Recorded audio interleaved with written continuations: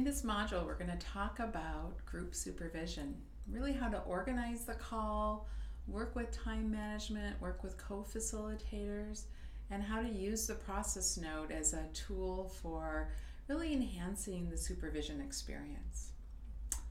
So in group supervision, you will typically have 4 people on a call, and that will include 2 sets of co-facilitators.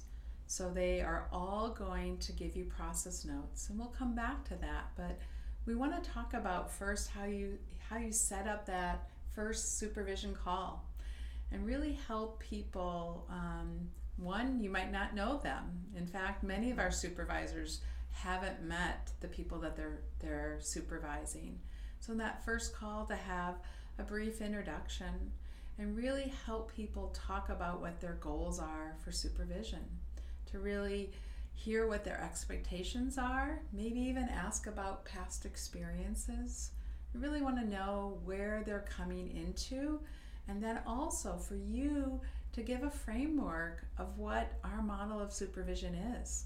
Often it's very different experience than what people have come to the call with if they've had a clinical background, to really highlight that it's about supporting their work. It's about asking questions first and exploring with facilitators. It's about that lens of awareness, and also where do they do that internal work of self-discovery. It's about helping co-facilitators really become more aware of how they're supporting each other, what's working well, and what they can work on. It's always that lens of having a balance of highlighting things that are going well and also helping people be comfortable at exploring areas they want to improve on or step into more fully. And it can be challenging to have 4 people on a call for an hour. It's very different from something like certification, where you might have 1 person for an hour or 2 for 90 minutes, which can feel kind of luxurious, actually. So with group supervision, when you have 4 people on a call, you really want to make sure that each person has a chance to speak.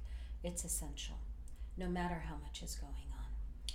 Your process notes that you're receiving from the participants will help tremendously, because having those ahead of time will give you information about themes that are common among all of the facilitators, or key areas that might require some exploration, and maybe an opportunity for a little bit of teaching after you've heard from each of the participants.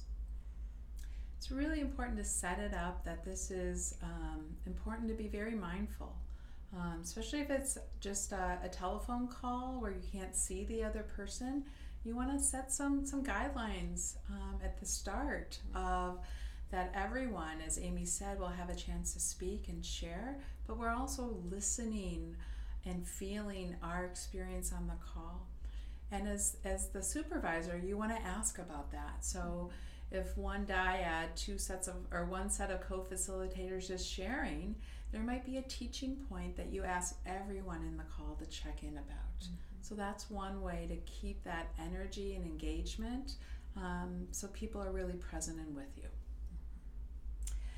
And it's also important to maybe set some guidelines for the call itself in terms of where the participant, or the facilitators in this case, are and what they're doing or not doing. Because it's easier for us to assume that their focus is on the call. You want to make sure ahead of time that they are not in a cafe somewhere, that they're in a place where they're not going to be distracted, that they are not multitasking, and that their full attention and focus is on the call. So that might include driving. That definitely includes driving.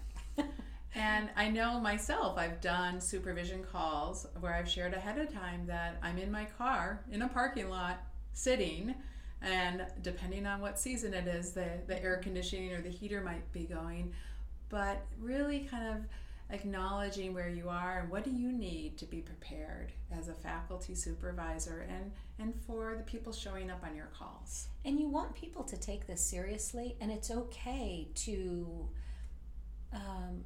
call them into being more accountable and focused. So if somebody tells me they're driving, I'm going to ask if they can pull over. You know, if there's a place they can stop. If somebody says they're going to be busy, I'm going to ask if they can change their schedule to be focused, you know, on this call. Because this is a commitment that they've made. Just like leading the group is a commitment that they've made. And so you want them to take it seriously. And again, I think sometimes people can come in not understanding what our supervision calls are about. So even ahead of time, and we're trying to really prepare people for that when they attend our programs.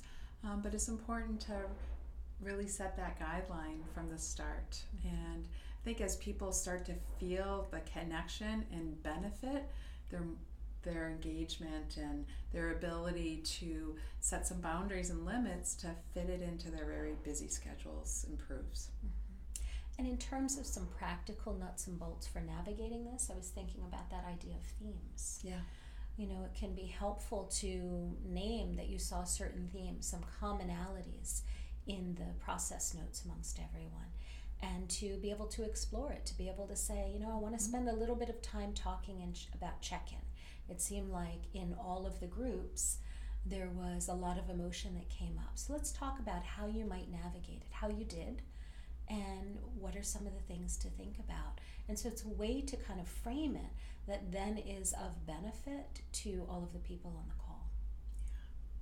Another practical tip, with all of our meetings, all of our groups, we start with soft belly. So for you on the supervision call, you can start with soft belly with everyone that's on the call. It's also a chance for them to hear how you are leading that, modeling that.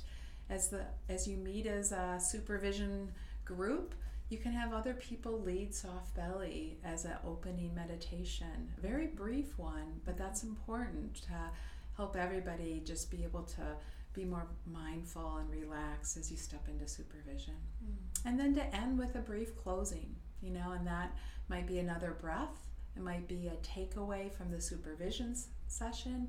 It might be some homework assignment for them to work on together with their co-facilitator or themselves, or an intention or gratitude.